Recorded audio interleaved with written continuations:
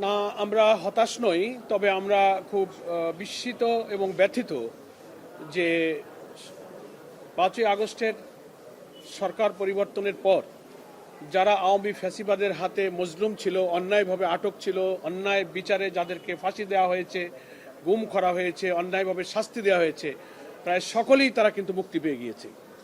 কিন্তু আমাদের মজলুম জননেতা এটিএম আজহারুল ইসলামের বিরুদ্ধে আনিত যে সমস্ত মিথ্যা অভিযোগ, তার কোনো একটি অভিযোগের সাথে তার তিলমাত্র সম্পর্ক নেই।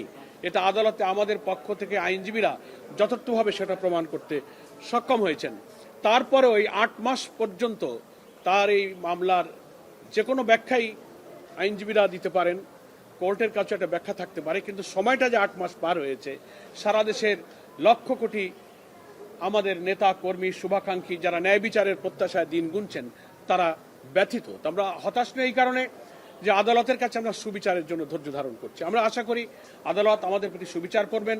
আমাদের সম্মানিত আইনজীবী আপনাদের কাছে আদালতের প্রসিডিউর এবং বিধানগুলো উল্লেখ করে আজকে আদালতের যে নির্দেশনা সেটাও আপনাদের কাছে ব্যক্ত করেছেন।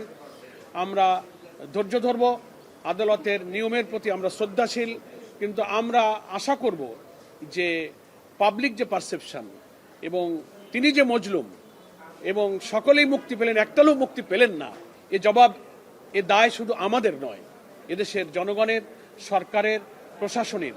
আর জুডিশিয়ারিতে যারা আছেন তারাও মানুষ, তাদেরও বিবেক আছে। সেদিকেই আমরা একটি রাজনৈতিক দলের কর্মী হিসেবে সকলের দৃষ্টি আকর্ষণ করতে পারি।